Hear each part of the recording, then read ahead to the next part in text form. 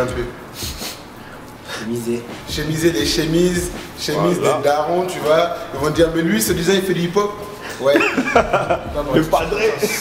Avec l'écharpe qu'on met un peu plus longue d'un côté, tu vois. Les Faroutons. Donc, Stenza, Ouzouane. pour bounce10.com, on représente Sergi. On vient pour vous montrer c'est quoi nos choses, on fait nos sons. Le beatmaking. That's what's up.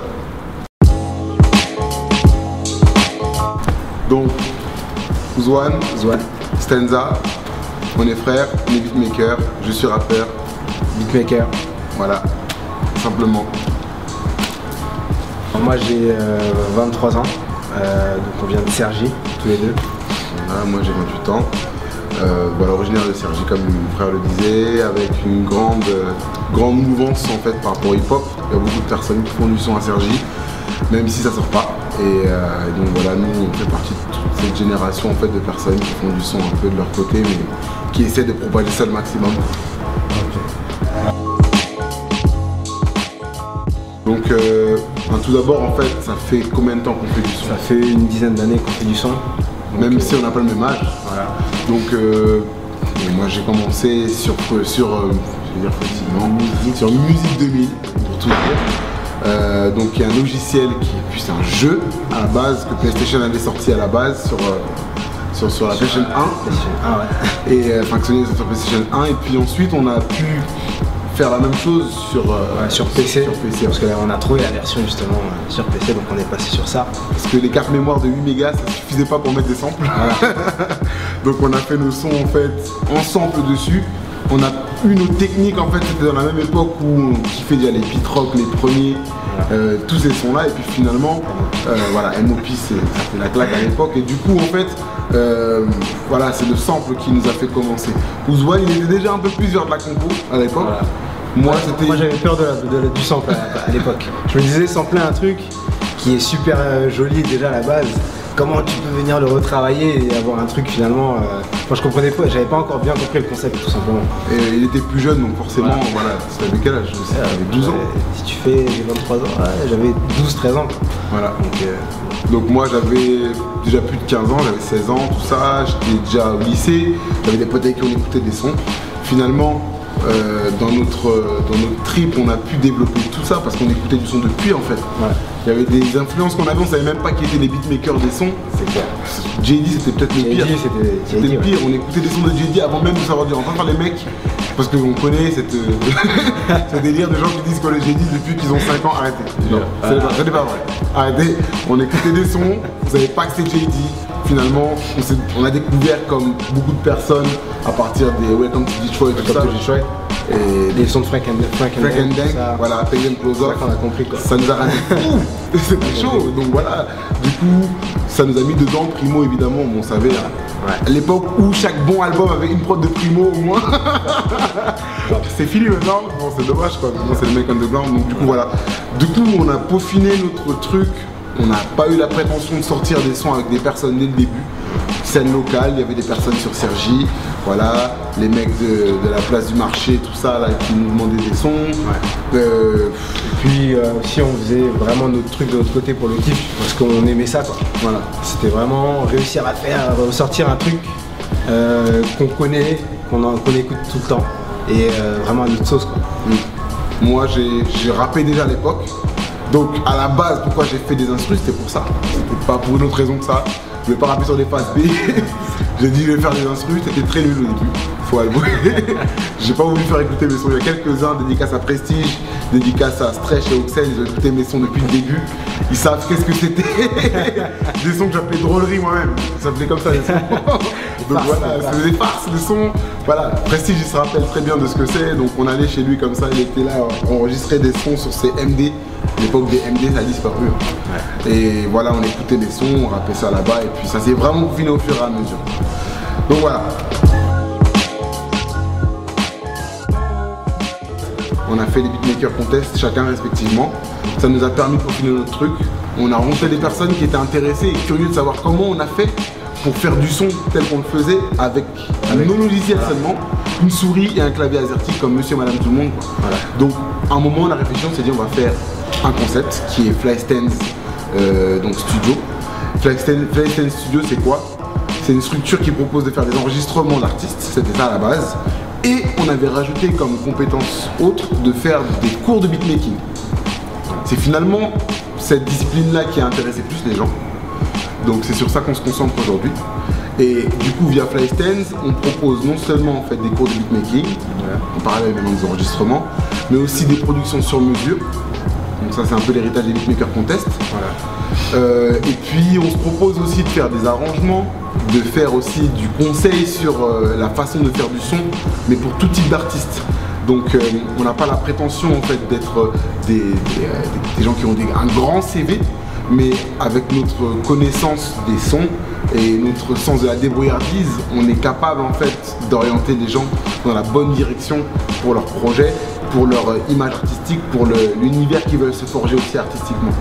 Et c'est sur ça qu'on essaie de communiquer aujourd'hui. Les Beatmaker Contest sont là pour être un peu des vitrines de ce qu'on fait. Donc les gens se rendent bien compte en fait qu'il y a un vrai potentiel derrière nos sons, que le fait de n'avoir que des logiciels, c'est pas un frein. Au contraire, c'est vraiment un gage de créativité parce que quand on est un peu limité au niveau du matos, on va chercher plus loin. Hein. Je donne une petite anecdote. Niveau financier surtout. Quoi. Voilà. Parce que le matos pour faire du son, généralement, c'est cher. C'est cher. Et quand tu es un jeune, voilà, nous on était jeunes quand on a commencé, on n'avait pas de salaire, on n'avait pas forcément la bourse non plus. C'est clair. Le lycéen, t'as pas forcément la bourse. Tu veux pas ta bourse dans les trucs de son. Tu veux pas la bourse dans les trucs de son, sinon t'as vraiment la chicotte. Donc voilà. Donc ou tu arrêtes pas de grailler à la résidence. Ah, c'est ça, sinon tu grailles. À la résidence, sinon le frigo il y a des œufs qui se roulent comme ça, tellement ils sont durs dedans. Voilà. Ils sont pas cuits. Donc voilà, tu fais avec les moyens du bord vraiment. Et voilà, nous c'est comme ça qu'on s'est dit, voilà, avec ce petit matos, n'importe qui peut faire du son de qualité. Faire des vraies choses, c'est ça l'objectif. Donc voilà, maintenant nous on communique vers ça auprès de tout le monde et on lance un appel à toutes les personnes. Si vous imaginez en fait que vous avez quand même un peu de créativité, mais vous ne savez pas comment la mettre comment l'utiliser pour pouvoir réussir, vous pouvez nous contacter, donc www.flystands.weebly.com. Vous tapez Flystands sur Google simplement et vous retrouvez directement en fait nos coordonnées. Vous nous contactez, on peut voir ensemble en fait la façon dont on peut vous aider pour avancer dans vos projets artistiques. Voilà, ce qui vous convient le mieux, quels sont vos projets, voilà, vous nous en faites part et puis ensuite on travaille sur ça.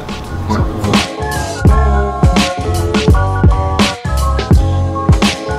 Donc ça a commencé par Pouzouane en fait. Ouais, en fait toute l'histoire a commencé sur MySpace. C'est sur ce site que j'ai rencontré Enoch en fait, donc l'organisateur du Beatmaker Contest. Et à l'époque en fait il m'a proposé, en ayant écouté mes sons, de participer au premier Beatmaker Contest qui avait lieu à Colombes en 2007. Donc moi sans hésiter, je suis un challenger donc j'y suis allé, j'ai préparé mes sons. Et bon, je ne raconterai pas ce qui s'est passé, mais en tout cas j'ai pas gagné la finale, enfin je suis pas arrivé en finale, mais c'était vraiment quelque chose de super instructif quoi. J'ai perdu, mais je suis reparti gonflé à bloc, je me suis dit bon pourquoi j'ai perdu, et voilà, donc c'est comme ça que... Du coup moi j'ai pu analyser justement ça, et me dire, bon l'année prochaine s'il y en a un je participe, et non je savais pas que je faisais du son.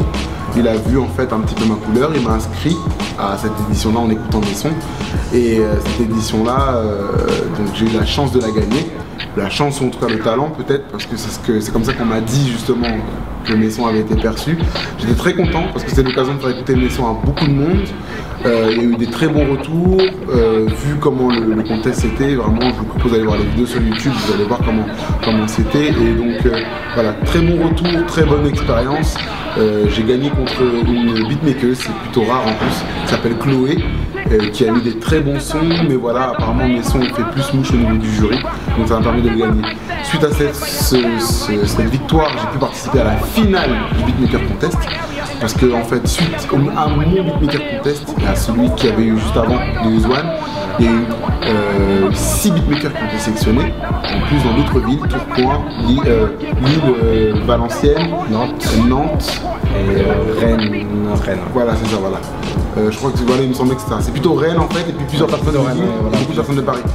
Il y avait moi qui participais, donc Tismé, Machiniste, L'Artisan, Krypton, Chronologique et Ayazine. Donc on a tous participé, on a tous gagné notre édition. C'était vraiment là, le 18 décembre dernier. L'édition à ne pas rater parce que c'était vraiment du gros niveau. Ouais. Je suis arrivé à la finale de la finale contre Tismé, donc qui a mis vraiment du très gros son, un grand beatmaker. Je vous propose d'aller découvrir ses sons en tapant Tismé, Abraham. Vous allez retrouver ses sons directement sur Imimetis. Voilà, exactement, le 5 décembre 2011. Un très bon projet et c'est lui qui a gagné le Beatmaker Contest 2011, donc la finale des finales. Et j'étais en finale contre lui, j'ai malheureusement perdu sur le fil, hein, parce qu'il a mis quand même des sons. J'étais content de ce que j'ai mis, mais j'aurais voulu quand même pouvoir remporter, mais c'est comme ça. Voilà.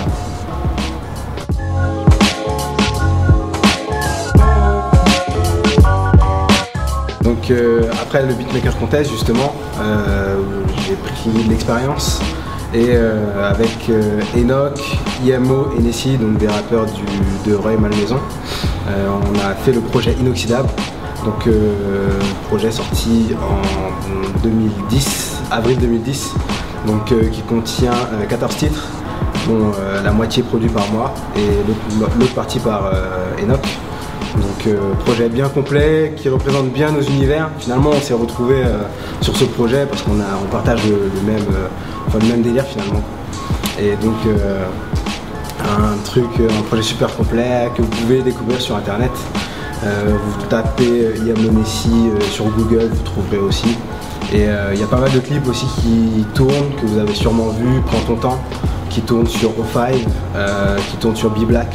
Donc voilà, je pense que vous êtes peut-être tombé dessus et voilà, je vous laisserai à vous. Vous pourrez apprécier ce petit moment de hip-hop.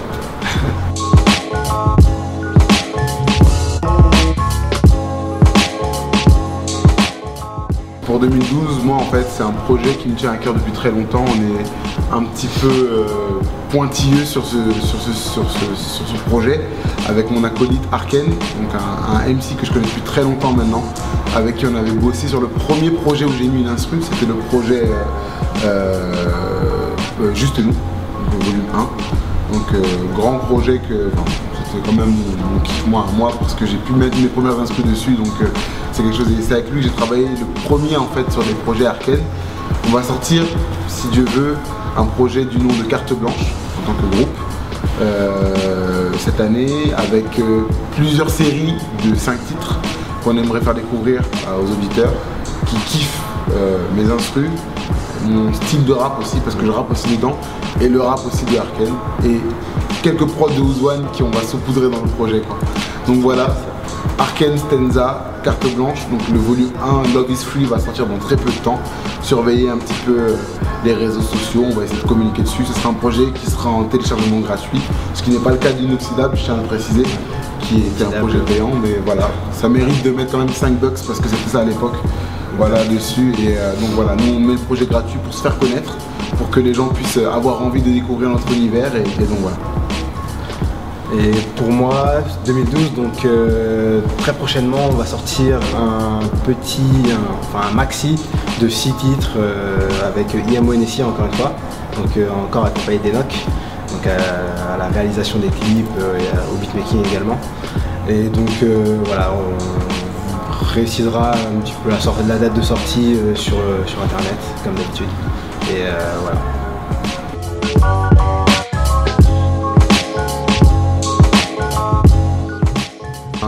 Une pensée à tous les artistes de notre ville d'origine, hein, parce qu'on est de Cergy. Il y a beaucoup de personnes qui font du son et qui sont intéressées par le son à Cergy. On attend juste notre heure. Donc je suis pas là pour représenter forcément une localité à proprement dit, parce qu'on fait du son pour tout le monde, mais c'est quand même un endroit en fait qui nous est cher, et là où il y a beaucoup de personnes avec qui on a évolué par rapport à ça. Donc une forte pensée pour Bounce Disc qui met en avant les artistes. Donc voilà, merci à Alassane. Voilà, c'est vraiment cool en tout cas d'avoir pensé à nous pour ça. Et donc voilà, une pensée aussi pour Stretch, pour Prestige, Oxen, voilà, Scream, toutes les personnes en fait qui nous suivent depuis longtemps. Voilà. Et surtout, rappelez-vous que faites appel à votre créativité pour Flystands. Ouais.